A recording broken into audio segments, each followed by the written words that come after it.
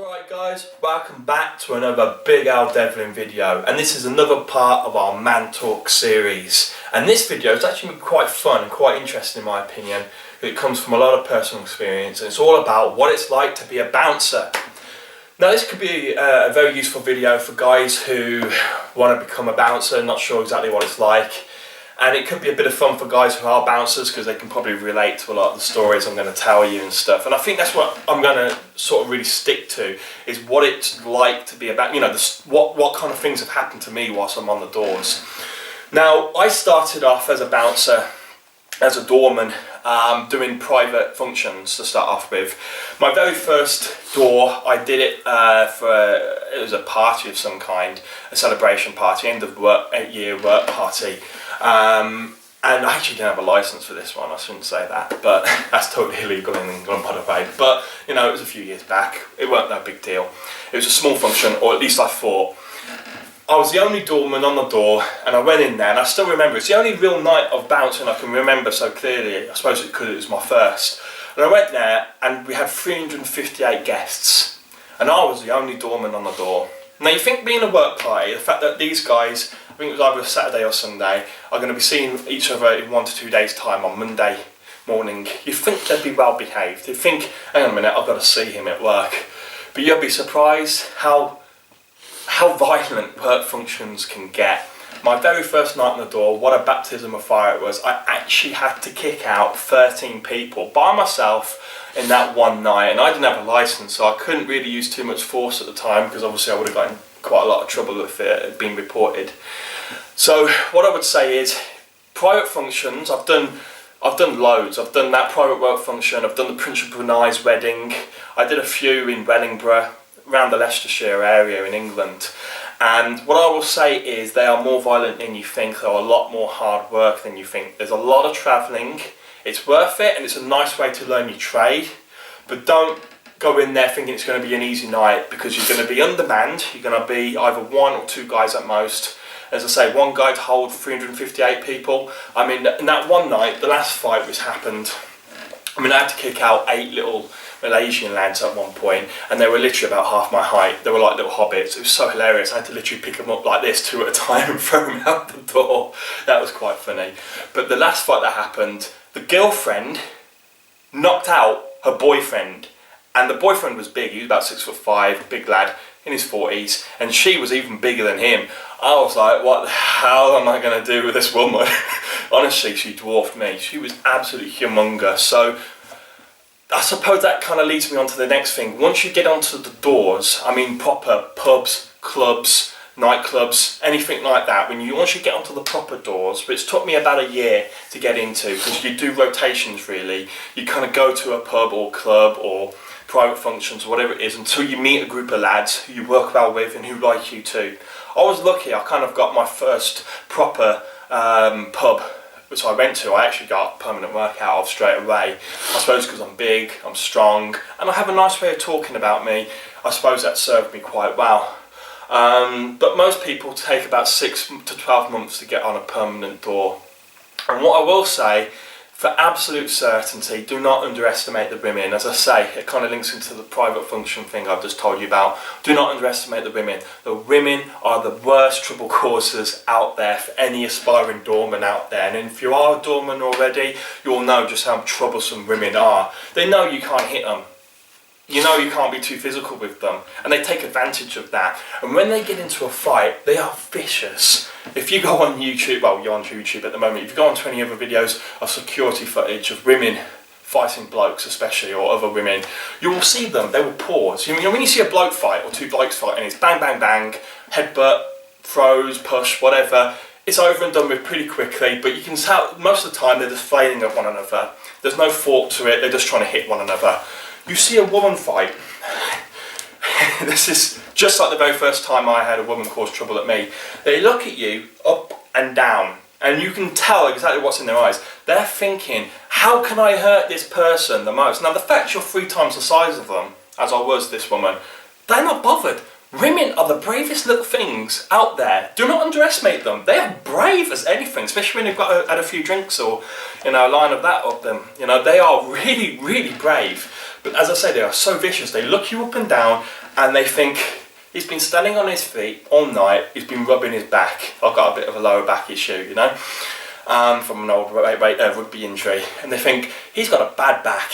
You know what I'm going to do? I'm going to charge him, I'm going to bite his back, or I'm going to punch him in the back. And I'm not kidding you, that's exactly what they do. Or they see, one of the guys I work with had, you know, bad knees or whatever, again from rugby. And they see him and they notice he's got a bit of a limp. They will kick you with their stiletto heels straight in your knee, and not just once. Like a bloke will kick you and kind of run off because they want to get hit back. A woman, because they know you can't get hit back. You can only try and grab them, if you know what I mean. They'll kick you and they'll kick you and they'll kick you and they kick you for 2 hours, given half a chance. You know, they will keep hurting you exactly how they know they can hurt you. Most of the time they go for the balls, but women, in my opinion, by the way, if you want to hurt a bloke, don't go for the balls. If you've got big legs, you're not going to get to them because they will stop your foot. Just a word of advice there. And the very best fight I ever seen was this 6 stone woman, 6 stone at most, she was a tiny little woman, against a doorman I knew who was about 18 stone in body weight, about 6'2". She went up to him, bang, headbutted him. He was out cold for about 2 hours. Do not underestimate the women, they're the most vicious, and they like to throw their heels at you, but that's another thing as well. Beware the stilettos, they hurt if they hit you. So you got to be like the Matrix, you've got to be able to dodge bullets when you're with the women. Now, the main thing obviously with the doors, when you're on pubs and clubs, the most of the time, the majority of the time, you will get trouble off blokes. That's the main thing. The women are nastier, but they tend to be, if you've got a good looking face, you can sweet talk them. To be honest, they keep away from you. But the blokes you can't sweet talk unless they're gay, you know.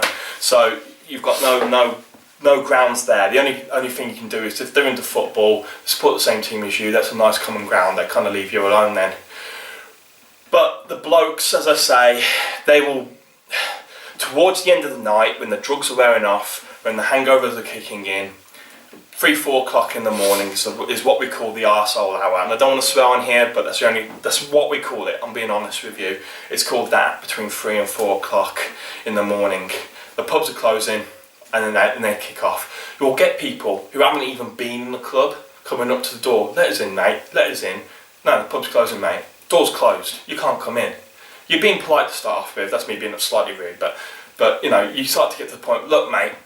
You know, you swear at them, you tell them to get off or whatever. Anyway, they come up to you, no, come on mate, what, you're going to stop me? You're going to stop me? They're like this is how blokes come up to you off the time. What, you're going to stop me? You're going to stop me? And you're thinking, half the time they're down here, or sometimes they're up there, but, you know, mate, you do not want to mess, you know?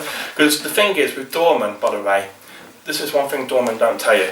We know we can turn our security cameras off, and what we will do is we'll never come onto the street because there's security cameras on the street. And we will never leave our doors. It's not because we're cowards. There's nothing more we'd like when you've got a bloke coming into your face, come up to you, yeah, bang, hit you, put you down. But we can't do that because we know we're going to get in trouble with the police. What we do, we'll walk away. We'll like draw you in because we know that security camera's off. That one has got a blind spot. We know where all the blind spots are. We'll draw you in and then bang, we'll hit you there and then. And I shouldn't really be telling you these things.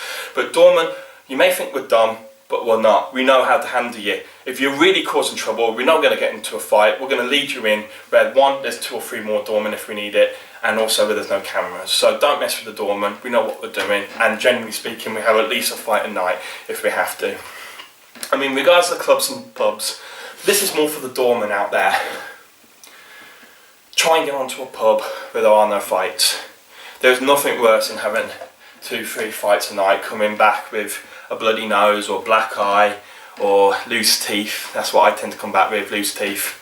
You don't want that because initially it's a bit of fun, especially when you're 18, 19. I started doing doors when I was 24, but it's a bit of fun to start off with, but it soon wears off and it starts to change you. After a few months of getting hit in the head, you start to get aggressive. You don't want to get hit, so you're aggressive with the nice people as well as the bad people. You basically hit first and ask questions later. So you want to try and get onto a nice pub where there's trouble once every few months.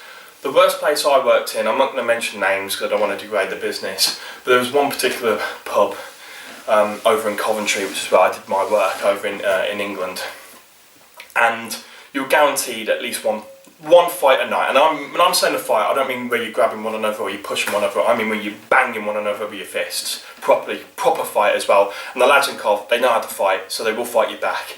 and we'd have at least 1 fight a night per doorman, if not 2 or 3 or 4 fights, and you earn your money. And for £10 an hour, it's not worth it, because what I will say, guys, is you're not getting paid for your time down the police station. You will get dragged down the police station when you get into fights, because people will report it, you'll have to give witness statements. You'll never get in trouble unless you're really unlucky. So say you'll know your CCTV, but you know, you could spend 3 hours in the police station where you're not getting paid, you know, so it's not worth it.